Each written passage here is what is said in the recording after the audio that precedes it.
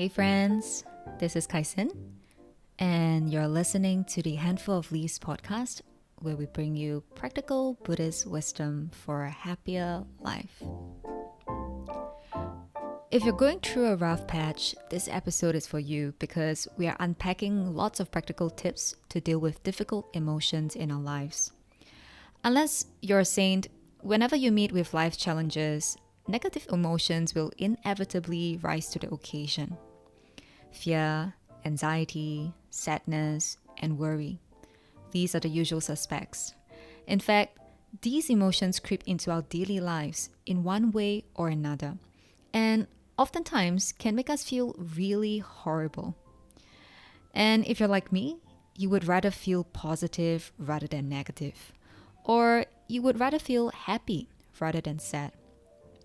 As a result, we end up running away from these emotions unconsciously or subconsciously and miss the important lessons they have to teach us. In this episode, we have our very special guest, Ratna, to share with us how to anchor our life with positivity while mindfully embracing negativity. Ratna, she's a living example of how best to use one's vulnerability as a strength. Her personal journey is truly inspiring. She migrated to Singapore at a rather young age, wasn't proficient in English back then, and struggled with low self esteem. Then, during a public speaking engagement, she blanked out and froze. That's a pretty traumatic experience, I would say, that totally crushed her confidence. But she picked herself up, and today she is an esteemed coach in mindfulness and public speaking and has even become a TEDx speaker. Ratna, she's truly an inspiration, and I'm so thankful to have witnessed her rise in popularity and success over the last decade. Want to know how she did it? Tune into the full episode as she shares how to use positivity as a superpower and how to leverage negative emotions for growth. Finally, the ABC guide to dealing with difficult emotions. Now, let's jump right in.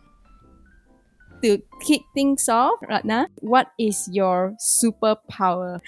My superpower is positivity. I strive to have optimistic outlook in life. So as much as possible for my friends and family, I try to offer them a genuine encouragement and also at the same time making people feel a bit better about themselves. So I think that's one of the superpower that I have. And why do you consider positivity a superpower? In a world where we have so many negativities, we face so many challenges in our life, I think it's so important to have these qualities of positivity, not ignoring the negative part of our emotions, but really having the positive thoughts and emotions as an anchor in our life, that whenever there is any challenges, anything that we face in our life that may not be favorable, we can always use these qualities to be able to help us, navigate challenges and changes in our life. Currently, you're a mindfulness and well-being coach, and I think people can really benefit from your positivity. Can you share a little bit about some recent challenges that you face and what are some of the steps you took to overcome them? Right. In fact, for the past few months, navigating the uncertainty of solopreneurship, yeah, it was just like a lot of things that is going through my mind, from that what if scenarios of certain things that may not go according to my plan, and to like the feelings of fear of choosing the wrong path, having like different expectations from my parents to some family members as well, and financial instability as well, navigating this solopreneurship myself. It was quite a lot of things happening at the same time. It was kind of overwhelming for me. There are lots of uncomfortable emotions, discomfort feelings that I experience, from feeling confusion, anxiety, as well as fear. I just felt like I'm not sure if this is something that I really wanted to do, And at the same time also there are like a lot of things that is also not within my control. So it was quite tough to actually go through that period for the past few months. There was a time that I couldn't hold it anymore, so I cried.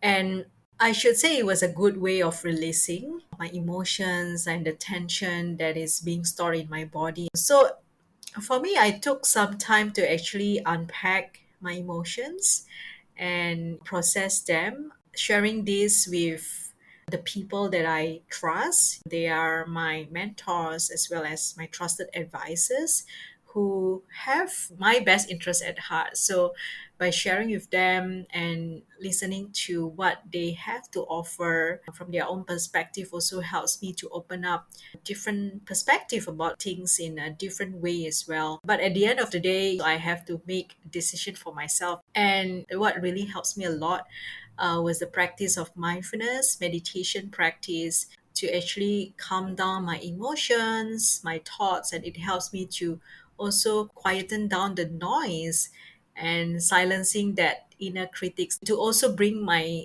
attention back to the present moment to really focus on what really matters the most.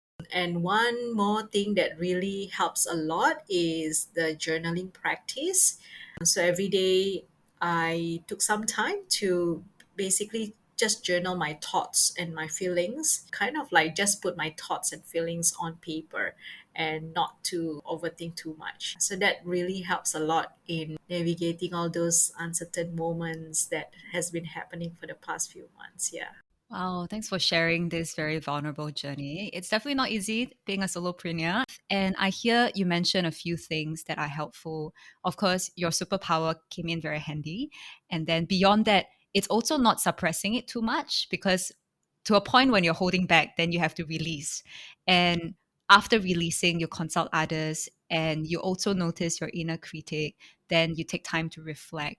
I'm just trying to expand on this inner critic part a little bit because I think some people can find it challenging to balance.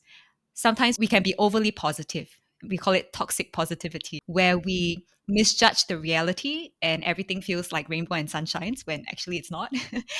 On the other hand, we are overly critical to a point where it's not constructive.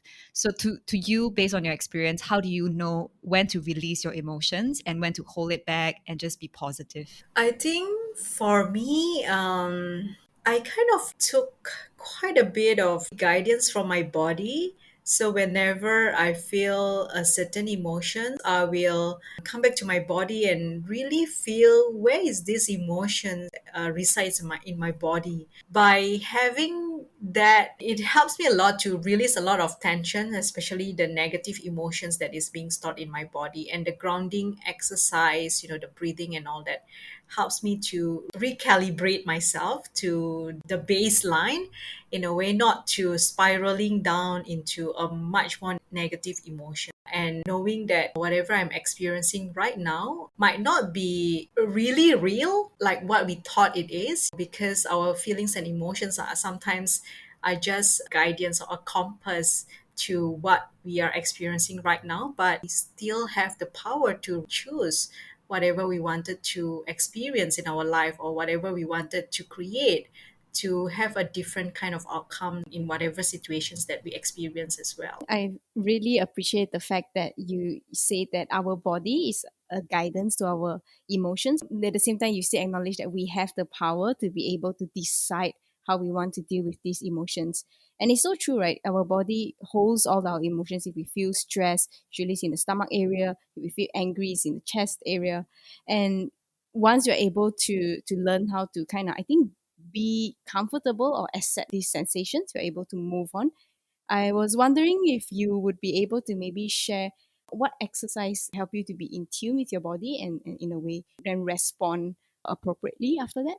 So I do quite a bit of grounding and breathing practice. For example, if I wanted to relieve whatever events that is happening not according to what I expect it to be, and then it will kind of like probably come up with all sorts of emotions that might not be really pleasant. Because of that, then I will ask myself, where is this emotions resides in my body? Sometimes can be around my shoulders area or around my chest area. Then I can also felt that tingling sensations in certain part of my body.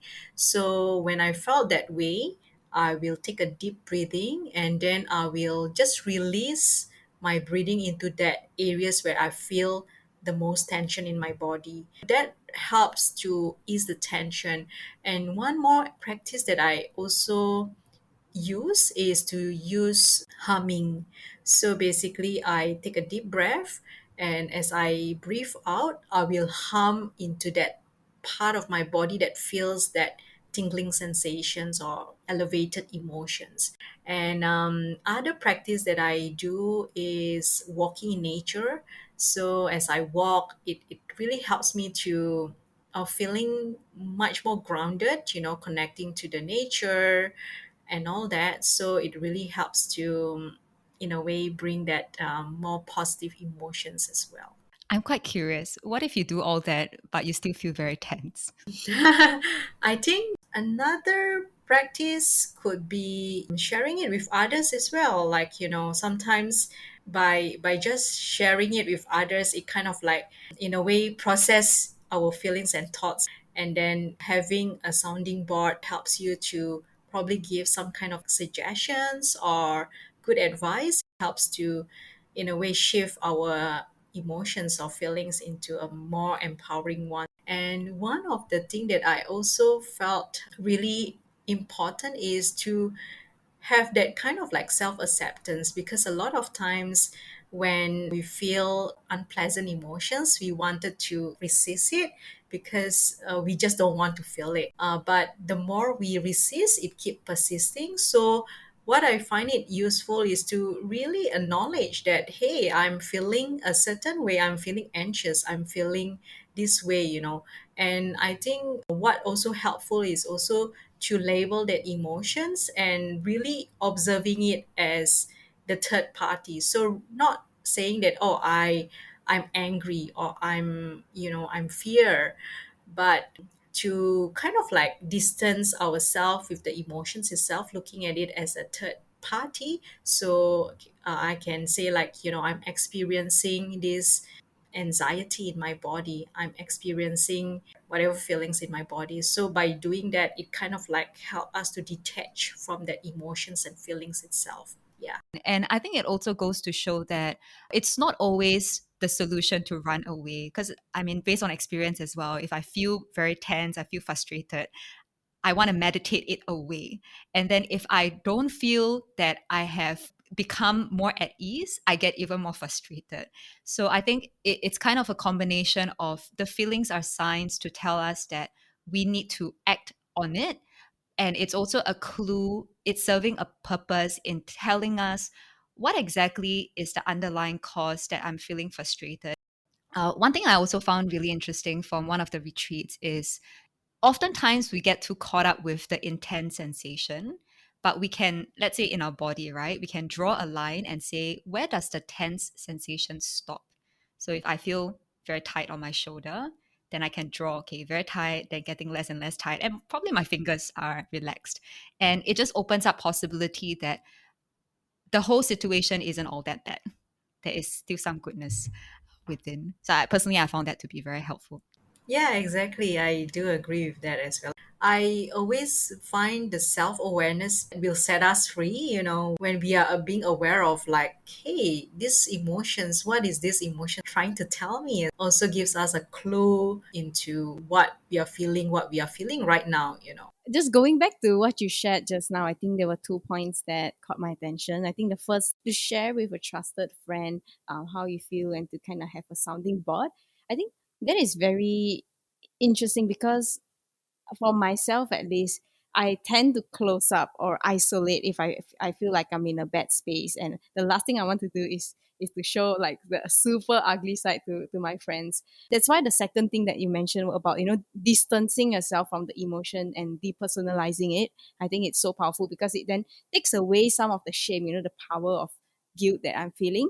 To just say, okay, this is just an experience that I'm having, that is not the whole of me, and it's just apart, like, like to what Kaising mentioned as well, it ends, certain sensations end at a certain part of your body. So I would like to ask, how can we make it easier for us to open up and have that courage to reach out to our friends for support when we're in a very tough space? For me, instead of keeping it to myself and feeling helpless, not being able to find that solutions to the challenges that I face, I might rather reach out to people, especially not to everyone that you probably don't trust, because you want to ensure that whatever I share, right, it's safe. It's kind of like a safe space for both of us to really share whatever problems that we have and all that. Yeah, so I think it's also very important to really choose whoever people that you wanted to share, and knowing that they also have our best interest at heart, and knowing that they wanted to help us to be in a better space as well. Yeah. It reminds me of a book called Chatter. It's by this author called Ethan Cross. So, we all have those narrative and voice in our head. And in one of the chapters, he actually mentioned it's so crucial to pick the right friends, because there are some friends, when you confide in them, they would reinforce that negativity. So let's say if I complain that, wow, my boss really is terrible, or my situation is terrible, they say, yeah, your situation is terrible, you should blah, blah, blah. And it just makes you feel worse, But I think a good friend is someone who knows when to listen, when to ask the right questions, so that you use that as a way to clear your thoughts, or when to just be a sounding board. And yeah, I think it's really important to reach out. Yeah, as what Brené Brown said, right? Vulnerability is not weakness, it's actually strengths, because the more we actually share whatever we experience, with courage, it actually helps to open up a certain part of us that helps to heal as well. Like, take for example, I've always shared one of my biggest challenges in my life, which is like, my fear of public speaking. When I was young, I was afraid to really share that. But as I get older, and I also have to overcome this traumatic experience I have, I need to slowly open up myself.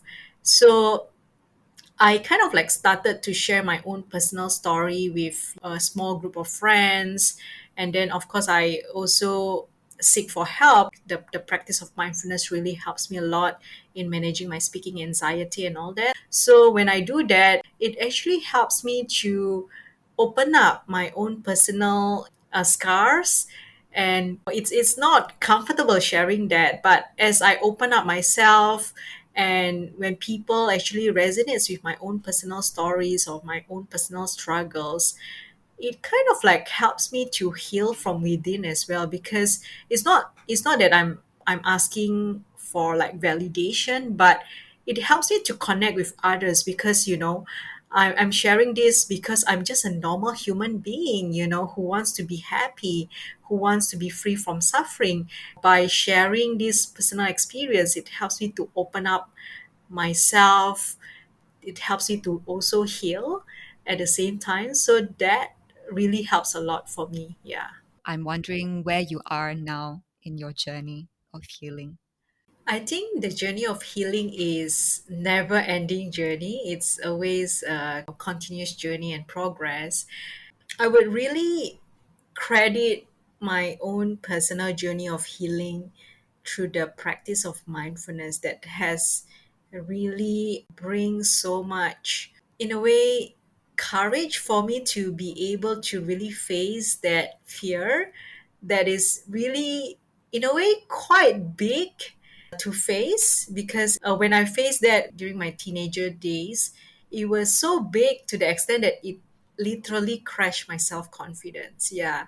So because of that, I was also looking out for ways to help me rebuild that confidence back, and to really face and embrace that fear, because it's something that is so uncomfortable for me.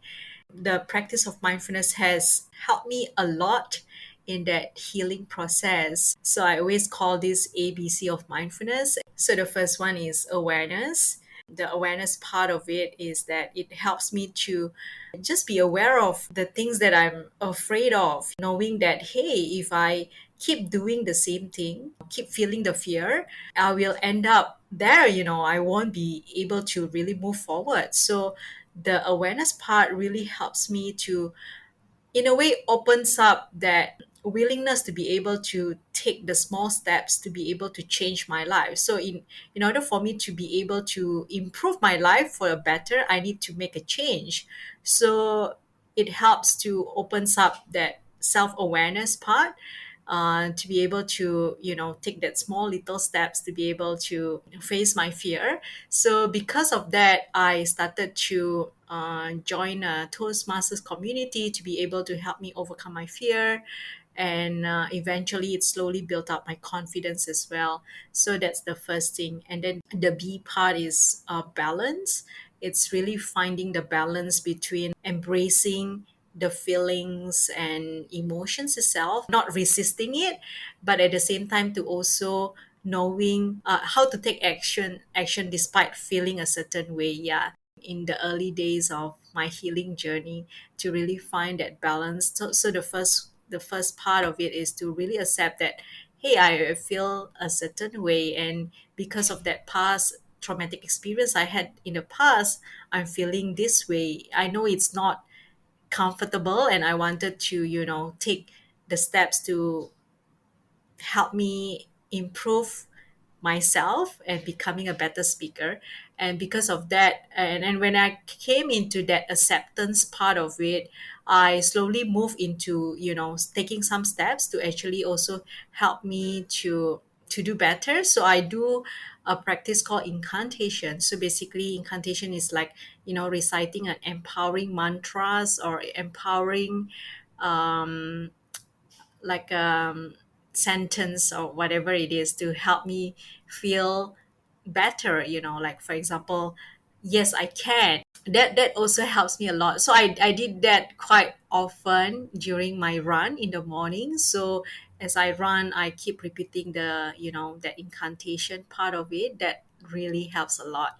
Yeah, so that's the second part of it. And then the third part is curiosity and compassion. So, whenever I felt fear or whatever emotions that I'm feeling that might not be comfortable, it's always an invitation to kind of like also ask deeper, what are these emotions or feelings are trying to tell me, so are there more underlying emotions that we are trying to solve, right? So I think that asking, having that curiosity, approaching that emotions with that curiosity mind also helps to opens up and helping us to be a bit more comfortable with that emotions itself.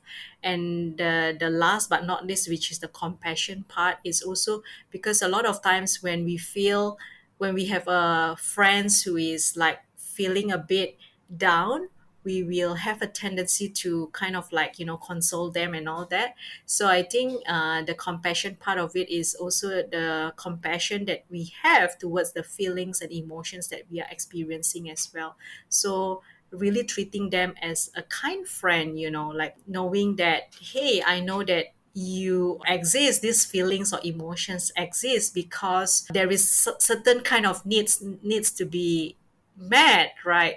So really being a kind friend and having that compassion to really self-soothe myself whenever that feelings and emotions appear. I really love how you share, the process of ABC in terms of transforming and healing yourself. But, let's dig a little bit deeper into facing the demons, right? And going back to the traumatic experiences where, the inner critic was the winner. So what were some of the things that you were saying to yourself, and how did that in a way suffocate you? Whenever I felt negative emotions or even that self-talk, I'm not good enough, I'm stupid, or I'm probably not as good as someone else and all that, and it makes me feel guilty, it makes me feel shameful, and at the same time also it makes me not taking action. So whenever I felt that way, right, I always felt disempowered. So I couldn't, do anything because of that kind of like negative self critics, and it was definitely not helping me a lot to improve myself as well. It's like going back to asking, how do we find that balance? Right? So if the inner critic is our friend, we use it to get better and improve. But the moment when the inner critic put us down and we start falling apart and we don't perform well, we can't function, then that's where we have to put a stop to say, hey, what exactly am I doing right here? And I think at the end of the day, whatever anxiety, fear that we are feeling, it's all trying to protect us in some sense. So it's having that mindfulness and reminding us over and over again, what is it trying to tell me? How can I make it useful? With regards to Cheryl's question on how the inner critic has hindered your potential, now with mindfulness, how did your narrative change? I think probably in the past when I experienced failure, I know like there is like inner critics that is popping up and all that. It kind of like make me feel, oh, I think I'm not good enough to do something about it, right? And so it makes me feel afraid of making mistakes, so it kind of like make me small. Yeah, so with the mindfulness, it really helps to change the narratives, like, hey, this is probably something that I'm experiencing currently in my life, but hey, what is this events or situation is trying to teach me something? What's great about this, so it's really taking that opportunities to also finding the goodness in whatever I'm experiencing, the failures that I'm experiencing right now. I think the cool thing that I am taking away here is that the inner critic is not necessarily an enemy, and learning how to befriend it can help you to go towards your goal, be it self improvement, be it growth, in a more skillful manner, right? In a way that actually help propels your journey rather than just throwing stones at yourself and making your journey a little bit harder. And I think a lot of times, when people approach this topic of inner critic as well, it's always on the kind of topic of like, inner critic is negative, let's just do away with it, just push it away. But I think there's value in seeing what is it really trying to inform us, and how can we tap into curiosity, as you've mentioned many times, and really get the good value there. Yeah, and I think it does require a lot of self love. Not in a sense that, everyone is bad and then we should just love ourselves and not improve, everything is okay. But I think self love to know when to be kinder and then when to be tough. And I'm wondering, how do you offer yourself some compassion? And is there any advice you can give to our listeners to do the same for themselves? We are our own biggest critics, right? And sometimes, we probably beat ourselves without realizing it.